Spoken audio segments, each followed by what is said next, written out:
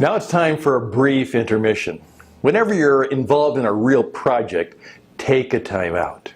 Now what I did is, after I did yesterday's last session, I did exactly what I tell everybody that they should do if they're truly an entrepreneur. Take some time off. Take a day off. At least take half a day off. So I shut the studio down after the last filming, and I went out and I did some walking around. I did some exercises. I went swimming. And I was thinking about what I had accomplished and what I had done and how I should begin to finish the class and how I should begin to help you be more effective in making it worthwhile for you. You see, this is not a 1-hour class. Some of you say it's too short. No, if you do it right, you will listen. Perhaps you will listen again. And then you'll go out, as I suggested, and think about, perhaps even pray about, talk to, find counsel, talk to friends. You'll begin to say, how can I really begin to bring value to other people? So this is not a 1-hour course. Actually, a good course like this, and I hope it's a good course, something like this should be listened to 3 times. At least 3 times. Let me tell you something. Listening to a good course or a presentation 3 times 1 hour is far better than taking 1 presentation, 1 listening to a 3-hour course. You will learn more in that way than you will the other way. That's just the way things work. And so I encourage you now, if you're going to be an entrepreneur, it doesn't mean you work 60 to 70 to 80 hours a week. Though you will work hard, you will take time off to reflect, to think, to be creative, and to find ways of making those juices flow that will help you. So I hope you will do that. I remember one of my mentors said this, Stan, if you really want something to sink into your heart, mind, and life so it changes you, listen to it at least 7 times. I remember when I first encountered Stephen Covey's 7 Habits of Highly Effective People. It was kind of a hard book to read, but I struggled through it. But then I found the audio program in which he himself kind of presented the program. And I listened to each lesson 7 times because I knew that that's part of how that good stuff became a part of me. There's a spiritual lesson involved there. It's fill your mind with good things. That's what God wants for us. Fill your mind with good things. And then you know what happens? Good things can come out when good things go in. So hopefully you're going to think about that as we put together the last part of our course on God wants you to be an entrepreneur. So here I am, different day, different costume, ready to help us discover what could be for us if we would truly decide to be an entrepreneur.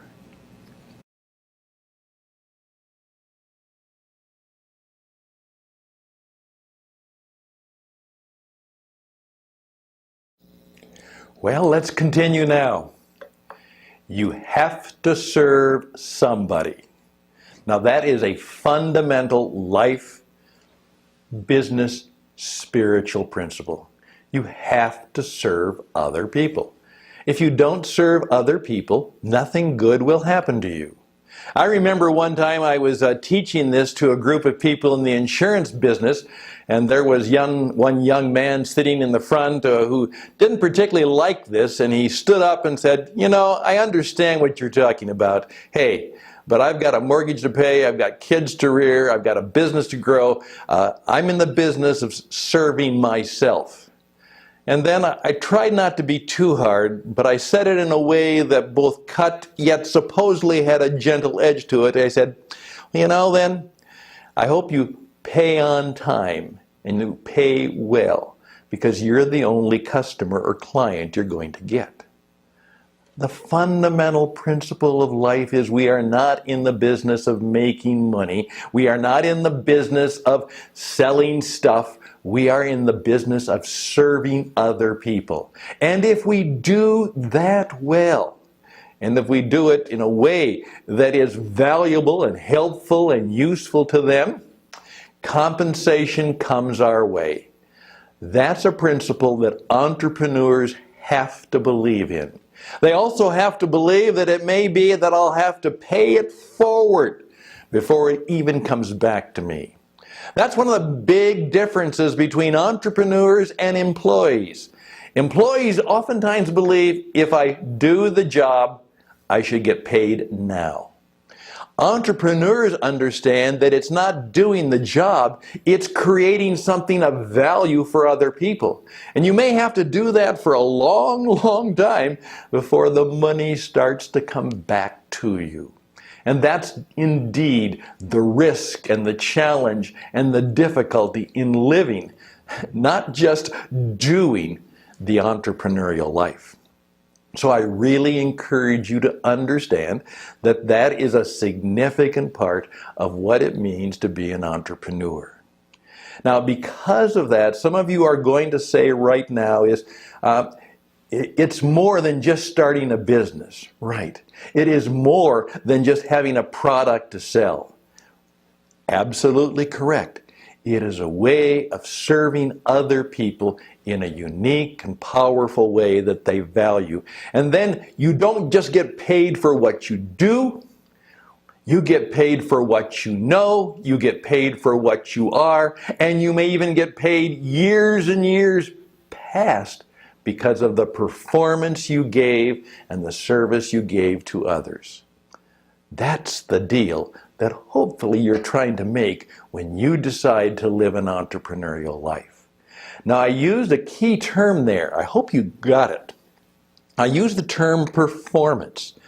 Once you decide to be an entrepreneur, I oftentimes say to people it's that old acting slogan. First of all, break a leg, which means, if those of you who've had any experience in the performing arts, is kind of the superstition of when you say break a leg, you mean just the opposite. Have a great show, have a great performance, have a great gig.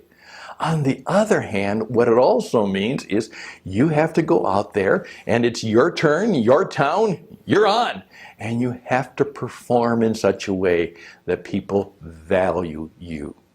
One of the men who helped me was a former student of mine. His name was Joe Pine, and along with his friend Jim Gilmore, a number of years ago created the term the experience economy, and they said, work is theater and every business a stage. If you want to be an entrepreneur, you're going to have to understand that, first of all, the persuasion part. You're going to have to learn some of the persuasion skills. You may say, I hate to sell. Well, you're going to have to learn how to sell yourself and sell your ideas and persuade people that you have something of value for them. And one of the best ways to do that is to tell stories. Let me tell you this, storytelling is the only effective means of communication, and every great entrepreneur that I have ever met has been a wonderful storyteller. They are full of it when it comes to stories about why they do what they do and what they believe in and how excited they are. And they'll tell stories about how they help people. So they're not really caught up in all the specifics and the facts and the features and benefits. They have engineers and people and salespeople who might know that, but the entrepreneur tells stories about how they love what they do and how they have helped other people do what they do. So I want to encourage you right now to understand that as you begin your entrepreneurial life, you are looking forward to finding a way. And this is where the internet has become incredibly wonderful. Right now, I have the ability. I am speaking to people in over 150 different countries. I couldn't have done that before when I was a classroom teacher in a small town. But these are the things I can now do. And you can too. And you're going to have to say, how can I not only have a good product, how can I not only have good service and a good client experience and something that really I'm passionate about and hope will please people and be profitable, how can I begin to create the performance that will attract people, draw them in, and bring me to the point where I can make an offer and they can say, that's a good deal. and then their story, what they want out of life, and your story meet. There will be a number of classes and courses coming, and I have taught this for years, that the best way to sell people is not to try and sell people. It's to tell stories. Here's a little line that perhaps you can think about. A truth told is good, but seldom heard. You know that. A truth revealed, you show people something, has greater yield. And a truth discovered is best of all because they discovered it themselves. And a truth imposed is no truth at all. And if you think that selling is trying to impose your truth on people who don't want to hear it, you're going to find that a hard life to live. But if you can think about the fact that you, with your passion, your energy, your creativity, the abilities that you have to be excited about something that is useful and helpful for other people, and yes, profitable to you, that's part of the life deal, then you may find that the entrepreneurial life will suit you just fine. But I want this to sit on your head.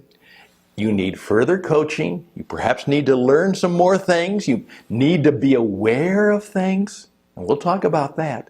Is that you have to become a performer in order to be an entrepreneur. Think about that. And I bet you can do it, and you can probably do it better than you think you can. We'll talk more about that next on God Wants You to Be an Entrepreneur.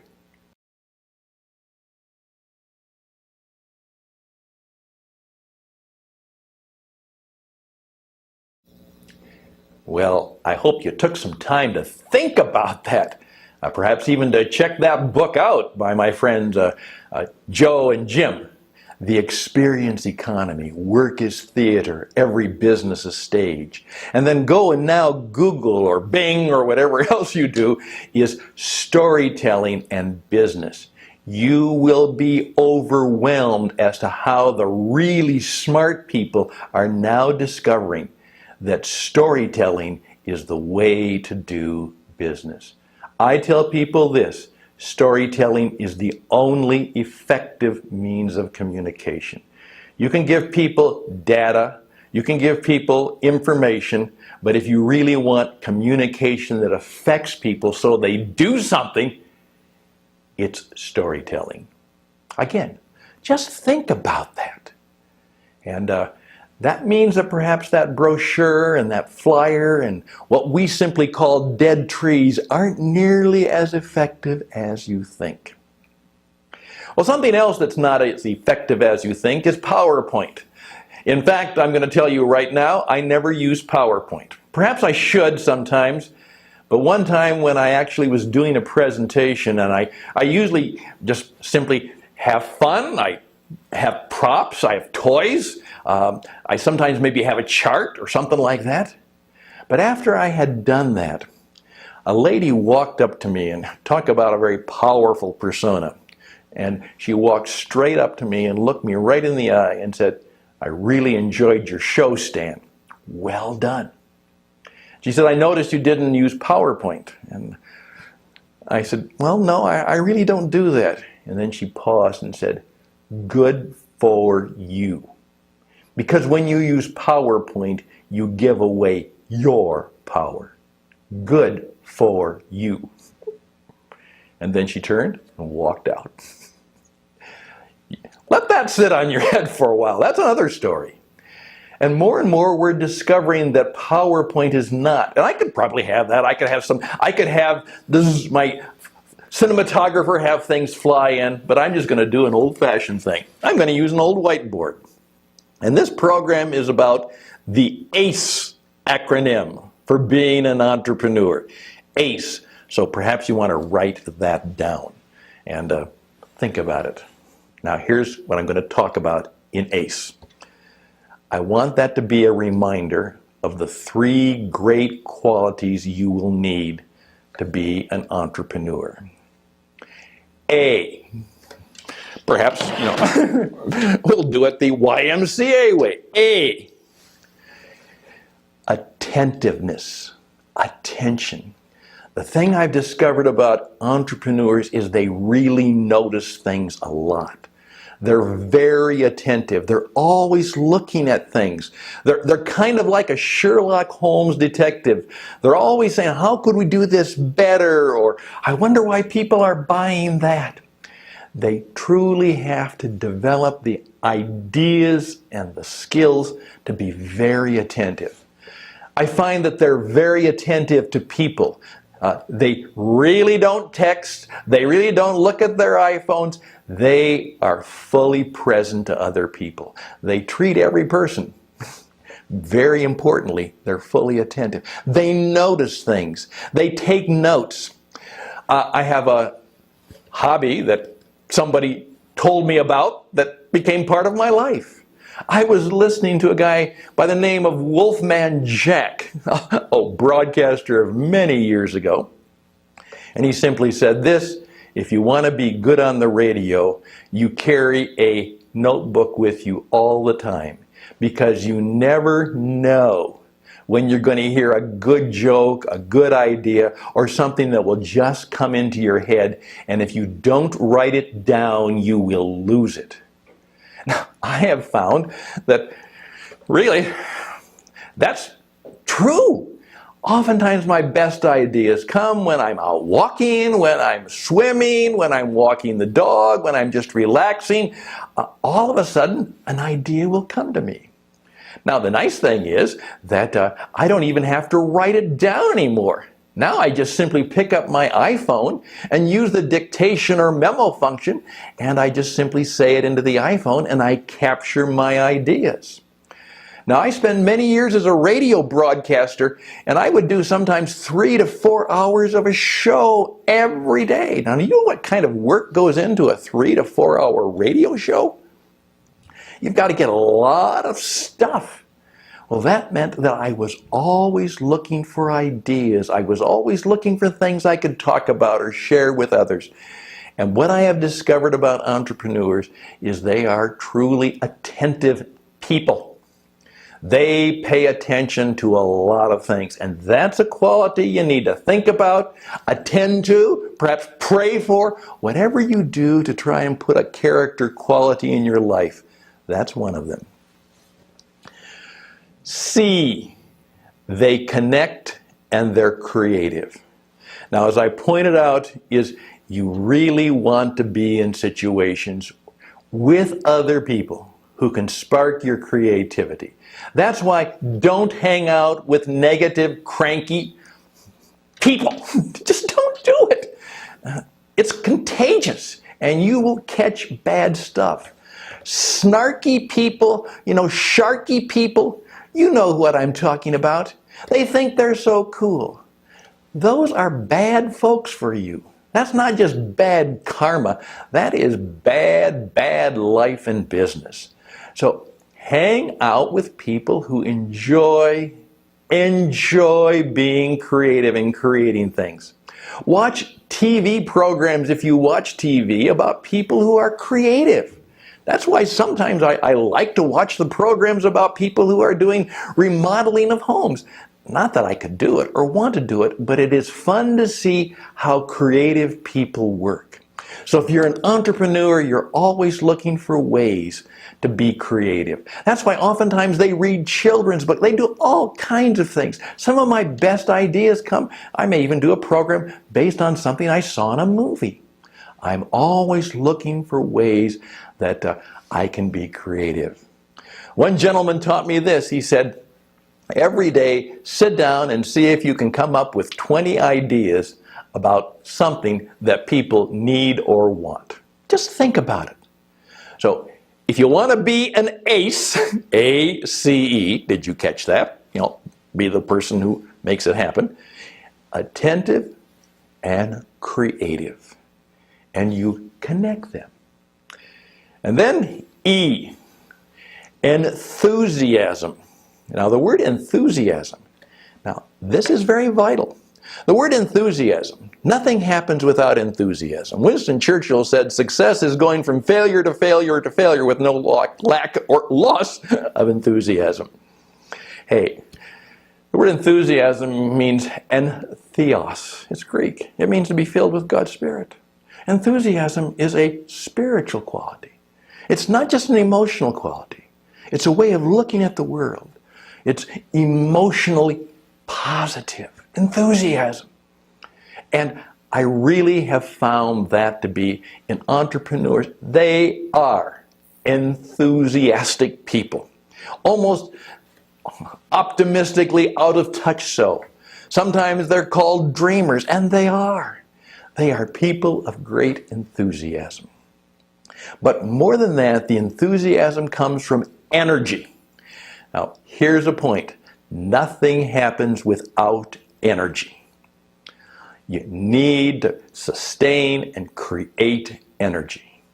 That means you learn how to be full of energy. You eat right. You exercise. You emotionally and spiritually find yourself in places where you're seeking to be filled with energy.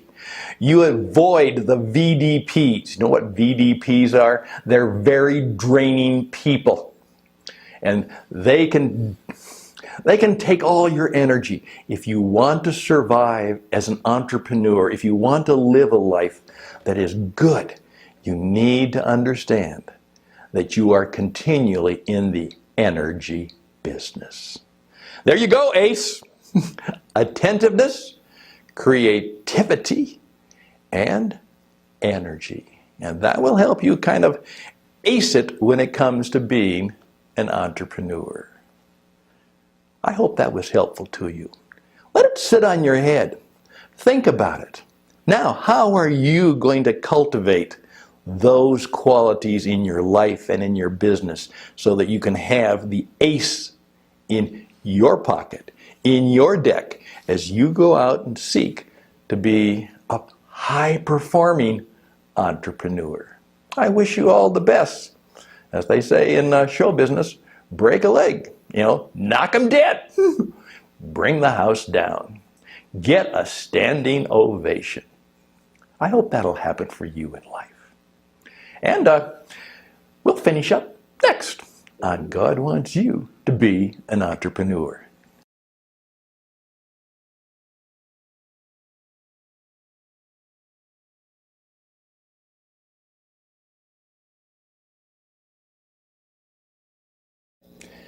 Well, it's time to put an end to the show and a little bit of an epilogue, kind of an ending time. But as you will discover, the show goes on, and it will go on. But this part of it will be a way to kind of put it in place for you so that you can make some decisions about life and how you're going to do your life. Now, as I said, this has been safe. Nobody should have been offended. Yes, I believe that God does want you to be an entrepreneur because entrepreneur means that you have freedom to create your own destiny. And I think God wants that. He wants you to be creative. He wants you to be happy. He wants you to live with less fear. He wants you to flourish. Oftentimes I've said this is what God wants for you. He wants you to be fearless. So I walk through the valley of the shadow of death itself, and I don't fear evil.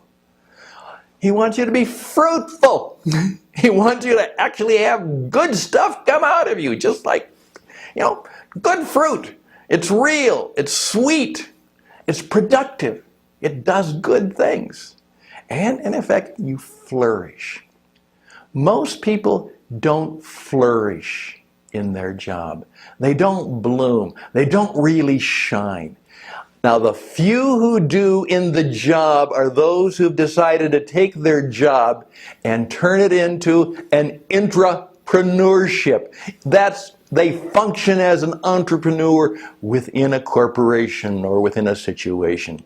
They live and think like entrepreneurs, even though they may not physically and personally and professionally and in terms of paycheck live the entrepreneurial life. So that's what I want for you, that you will have less fear in your life And you'll need that to be an entrepreneur. The second thing I want you to have is I want you to really feel you're accomplishing things. Yeah, that there is stuff that comes out of you that's good. That you can say, I did that. I created that. I remember one gentleman told me, after 35 years of working for a major organization, he simply said, I've got a good pension, and I guess it was okay. But you know what? I look back and say I did my job, but I can't really think that I really achieved anything that's going to last. After I retired, they just found somebody else. And he went and continued to do what I had done. And if I walked back now, half the people wouldn't even know me, and it wouldn't really make any difference. He said, I guess I'm okay with that, but not really. I wish I had done something more. I wish I'd kind of followed some of the dreams. I wish I'd taken a few more risks. By the way, I'm going to be interviewing later on a gentleman who simply says that to be an entrepreneur means that you're going to have to take risks. I would really encourage you to understand that risk-taking is what a full and good life is all about. And the psychotherapist Carl Jung one time said, the greatest thing you can experience in life is to know that you are fully in the place just right, to realize the purpose you have and to live it out fully. Now, those are spiritual qualities. And that's why when I talk about entrepreneurship and God, I'm not trying to be some kind of a fool. I'm simply saying is spiritual qualities, transcendent dependence, all of those things go into what many people believe to be a successful entrepreneurial life. Now, does that mean everybody's that way? Of course not. However, what they have discovered is that those people who've started with nothing and created major companies, that these are three things they found. First of all, they were creative in how they did things. They saw and observed things people didn't. Secondly, they were loyal, often to their family, even though they may not have done the best job at, to their spouse. And they oftentimes had a sense of the transcendent. They really thought that there was power and purpose beyond themselves. That's just what some of the stats and facts and figures show.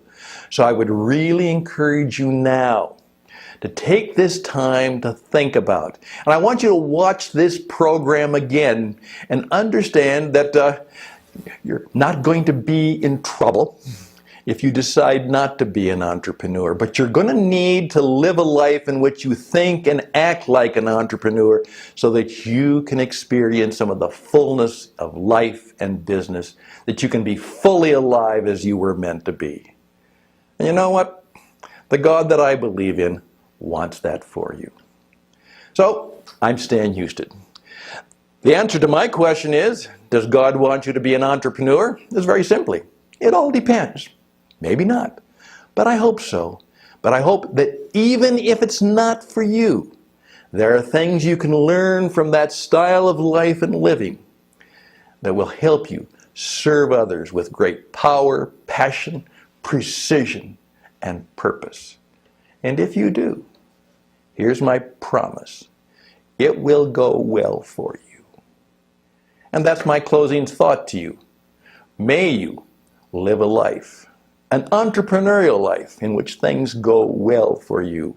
And that you really believe, as St. Julian of Norwich said, that if you do, all will be well. I'm Stan Hustad. All the best to you. Hopefully we'll see you again. And bye for now.